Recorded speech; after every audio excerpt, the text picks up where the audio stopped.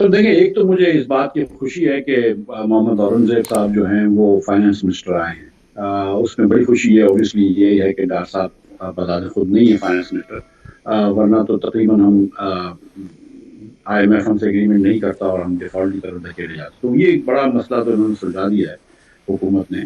کیا جو اورنگزیب صاحب جس قابل آدمی ہے؟ ایز اے بینکر ان کی بڑی ریپیوٹ ہے، انٹرنیشنل بینکس کے ساتھ ان کا تجربہ اور اچھی اسٹینڈنگ ہے بالکل ان کی، ابھی بھی ایف بی ایل کے پریزیڈنٹ بھی تھے اور بالکل سی ای او بھی تھے، بالکل اس سے پہلے بہت سارے فارن بینکس کے ساتھ رہے ہیں وہ۔ بالکل بالکل ہیں، اس میں کوئی ڈاؤٹ نہیں ہے کہ وہ بڑے قابل آدمی ہیں۔ دیکھنا یہ ہے کہ جو دیگر ممبران ہیں کابینہ کے، وہ ان کی ٹانگ کھینچتے ہیں یا ان کو کام کرنے دیتے ہیں، جو کہ پہلے ہوا ہے۔ اگر یہ کوئی جا کے ابھی وزیر یہ کہہ دے کہ میں ہوتا تو ڈالر 220 کا ہوتا یا 180 کا ہوتا، تو یہ ان کی اوبیسلی یہ پھنس جائیں گے۔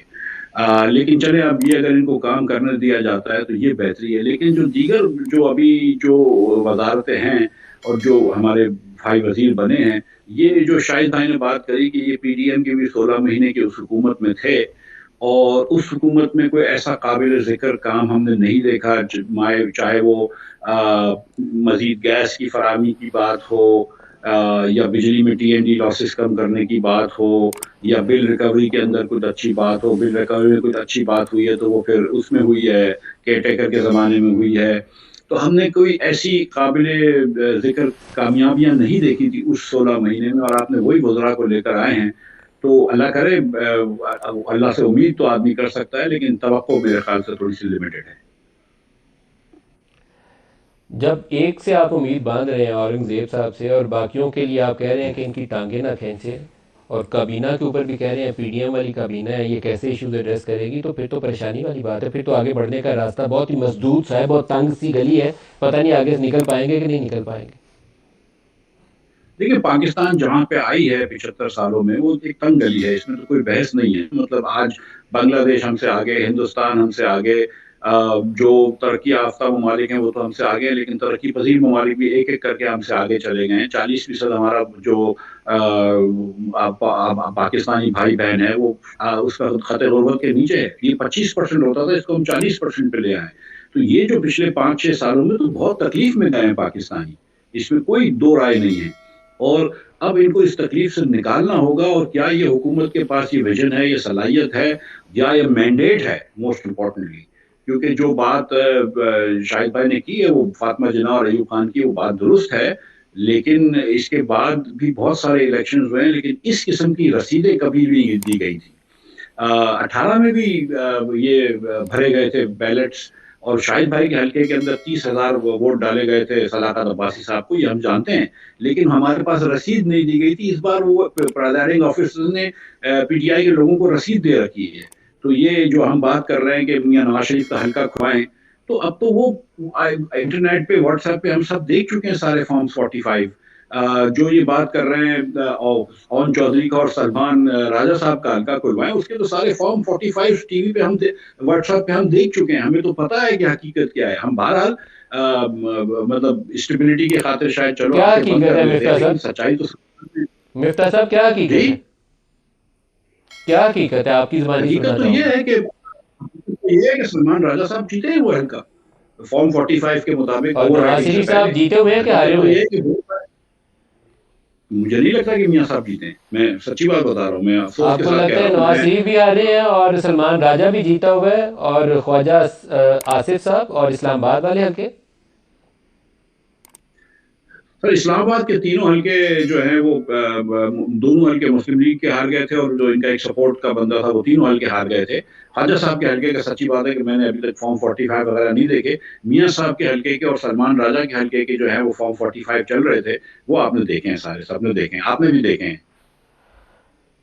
سر آپ کا سوال لے کے شاید خرقان صاحب کی طرف آتا ہوں۔ مفتاح صاحب نے جو بھی بات کی کہ نواز شریف کے حلقے کے جو فارم 45 انہوں نے دیکھے، اس کے مطابق نواز شریف لاہور سے ہارے ہوئے ہیں اور سلمان اکرم راجہ اپنا حلقہ جیتے ہوئے ہیں۔ آپ کو پتہ ہے یہ وہ ٹیکنگ بام ہے، جس دن عدالت نے یہ کھولا تو اس کے بعد کیا ہونا ہے، جو بھونچال آنا ہے، یہ ٹک نہیں سکیں گے، پاؤں ہی کھڑے رکھ سکیں گے اگر واقعتاً ایسا ہی ہوا تو۔ یہ پھر عدالت بھی چھوڑ دیں نا، میں اس لیے کہہ رہا ہوں ذمہ داری آج عدالت کی ہے۔ میں اور آپ یہاں سارا اسپیکولیٹ کرتے رہے کون لیکن یہ جیتا کون نہیں 45 جیتا۔ 47 ٹیکنگ ٹائم میں بام ہے، یہ دیکھیں، کسی وقت میں بھی پھٹے گا۔ بالکل یہ آج میری اور آپ کی ذمہ داری، ہم تو آپ نے ہائی لائٹ کر دیا نا ایشو۔ اب ہم بیٹھ کے یہاں فیصلہ نہیں کر سکتے کون جیتا ہے کون آ رہا ہے، یہ عدالت کا کام ہے. آپ کی الیکشن خیال کمیشن میں- نے اپنا فارم 47 جاری کر دیا, انہوں نے گولی چلا دی ہے. اب وہ واپس صرف اس کو سپریم کورٹ ہی کر سکتا ہے. یہ فورم, یہ وہی ایک فورم ہے جہاں پر یہ بات ہوگی. آپ کے خیال میں سپریم کورٹ اس کو ٹیک اپ کرے گی؟ میں کیا کہہ سکتا ہوں. بٹ آپ چاہتے ہیں کہ سپریم کورٹ ٹیک اپ کرے؟ اس کو کرنا پڑے گا, اس کی ذمہ داری ہے. جس ملک میں الیکشن اتنا متنازع ہو جائے, آپ اس کو کیسے اگنور کر سکتے ہیں؟ سو موٹو پاور سپریم کورٹ کی کب استعمال ہوتی ہیں؟ کانسٹیٹیوشنل ایشو پیدا ہو جائے, پیدا ہو گیا. بہت بڑا ایشو ہے, اس کے اوپر ان کو ایکٹ کرنا یہ چاہیے. معمولی ایشو نہیں ہے, معمولی ایشو نہیں ہے. سر آپ نے 2013, 18 اور 24 جو ریسنٹ پاس کے تینوں الیکشن ہیں, اگر ان کا کمپیریزن کریں تو تینوں کے اندر میری ذاتی رائے میں تینوں کے اندر 35 پنکچر لگتے رہے تھے. اس میں میرا خیال ہے تعداد 35 ہو سکتا ہے, 50-60 ہوگی, لیکن پنکچر تینوں میں لگے تھے. کون سا ورسٹ الیکشن ہے ان ٹرمز آف ٹرانسپیرنسی تینوں میں؟ 13, 18 اور 24 بدترین الیکشن کون سا ہے؟ ہم نے ترقی کی ہے جی. 24 والا بہترین ہے. جو بھی کہے ترقی, اس کام میں ترقی کرتے گئے. 2024 از ورسٹ. سارے جس الیکشن میں ایک سیٹ پہ بھی چوری ہو وہ بھی قابل چوری تو قبول تھی, نہیں ہے. 13 میں بھی ہوئی, 18 میں بھی ہوئی, 24 میں بھی ہوئی. یہ الیکشن بھی قابل قبول نہیں ہے. سب سے بہترین کون سا ہے, 24, 13 یا 18؟ یہ بات تاریخ پہ چھوڑ دیں. لیکن آپ سے میں رائے چاہتا ہوں. اسپیکولیشن ہو جائے گی. میں اس پہ رائے نہیں دوں گا حقیقت سے. میں خود, میرے پاس فارم 45 تھے 2018 میں.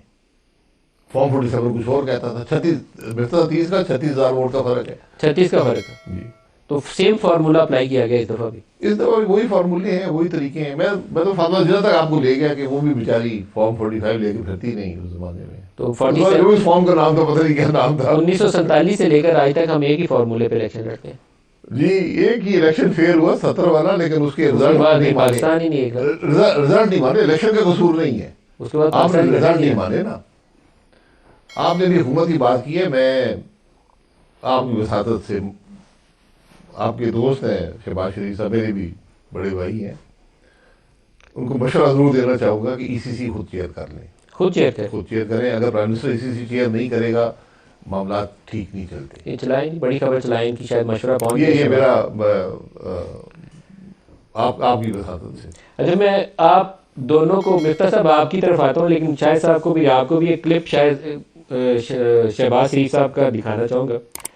میں ابھی ممنون حسین صاحب پریزیڈنسی میں آئے تھے, انہوں نے عہدے کا چارج سنبھالنا تھا, نہیں چارج لے لیا ہوا تھا. وہ جس دن چارج لینا تھا اس وقت تو میں گیا تھا ان سے ملنے, تو وہ رمضان المبارک کا مہینہ تھا, تو وہ جماعت مغرب کی کرا رہے تھے, پینٹ ٹانگی جو جماعت کرا رہے تھے.